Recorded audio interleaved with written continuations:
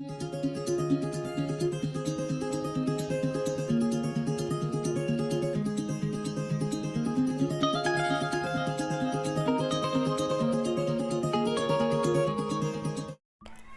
Everyone, welcome and welcome back to my channel. तर आज मी तुम्हाला मार्केटसारखा खमण ढोकळा घरी कसा बनवायचा हे दाखवणार आहे. But before that don't forget to like, share and subscribe to my channel. So without wasting much time, let's get started.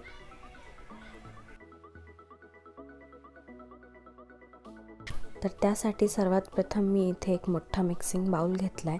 त्यामध्ये अर्धा वाटी दही घेतलं आहे. हे फ्रेश दही आहे.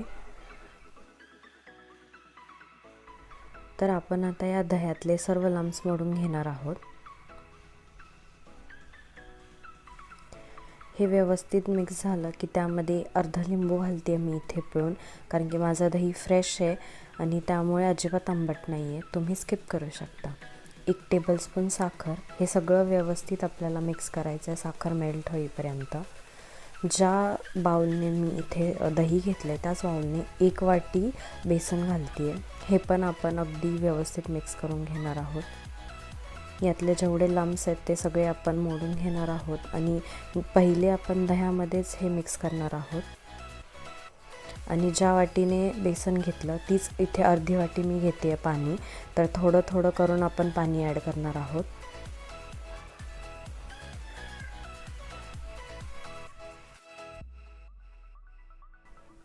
इथे मी 2 हिरव्या मिरच्या बारीक चिरून घेतल्यात त्या घालते आहे. तेही आपल्याला व्यवस्थित मिक्स करायचं आहे. त्यानंतर 1.5 टेबलस्पून हा बारीक रवा आहे, तोही आपण याच्यात घालणार आहोत आणि अगदी पुन्हा व्यवस्थित मिक्स करून घेणार आहोत.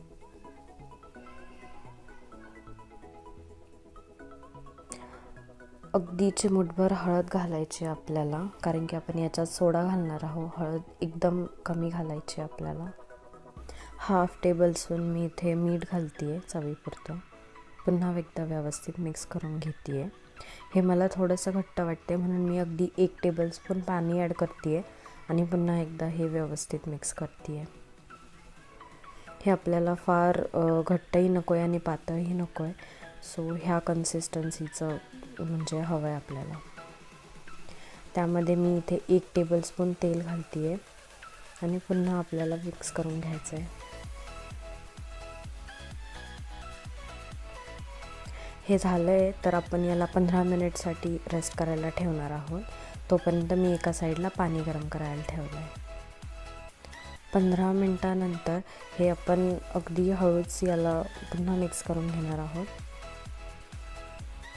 आणि त्यामध्ये अर्धा टीस्पून मी इथे बेकिंग सोडा घालते आहे आणि तो ॲक्टिवेट करण्यासाठी 1 टेबलस्पून पाणी.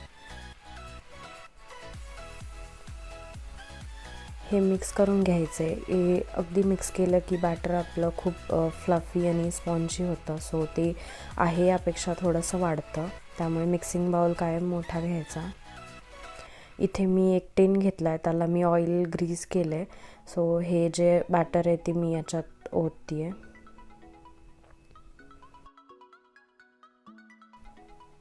त्यानंतर टिन 2-3 वेळा टॅप करायचा, म्हणजे एक्सेस एअर बबल निघून जातात. तर जे पाणी उकळलेलं होतं त्यामध्ये आपण आता हा टिन सावकाश ठेवणार आहोत.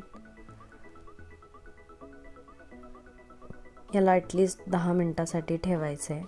तर 10 मिनिट झालेले आहेत. आपण चेक करूया आपलं झालं आहे की नाही. मी इथे नाईफच्या हेल्पने चेक करते आहे.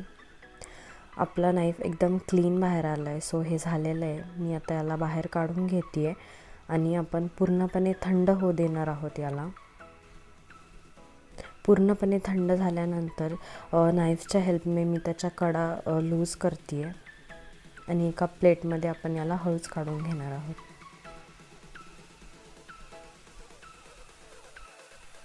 असं खालून टॅप केलं म्हणजे ढोकळा इझिली निघतो. सो हा रेडी आहे आपला ढोकळा. तुम्ही पाहू शकता खूप फ्लफी आणि स्पॉन्जी झाला आहे. अगदी सॉफ्ट आहे. सो आपण याच्या आता फोडणीची तयारी करूया. तर मी इथे एक पातेलं घेतलं आहे, त्यामध्ये 2 टेबलस्पून ऑइल घालते आहे. व्यवस्थित तापलं की त्यामध्ये 1 टेबलस्पून मोहरी घालायची. मोहरी तडतडली की आपण त्याच्यामध्ये कढीपत्त्याची पाने घालणार आहोत.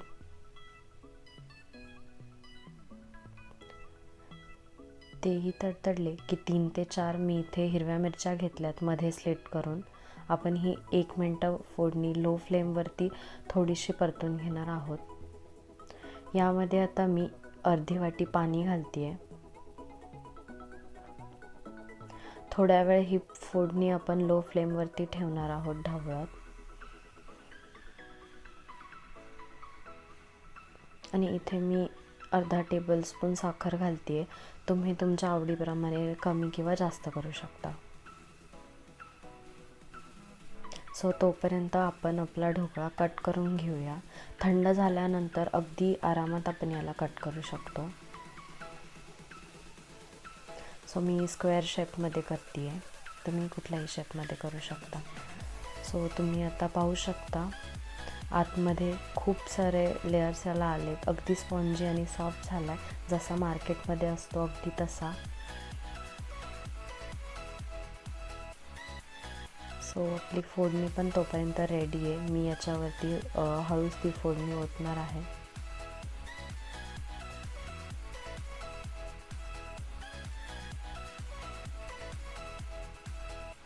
सो तुम्ही पण घरी नक्की ट्राय करा आणि मला कमेंट सेक्शनमध्ये कळवा.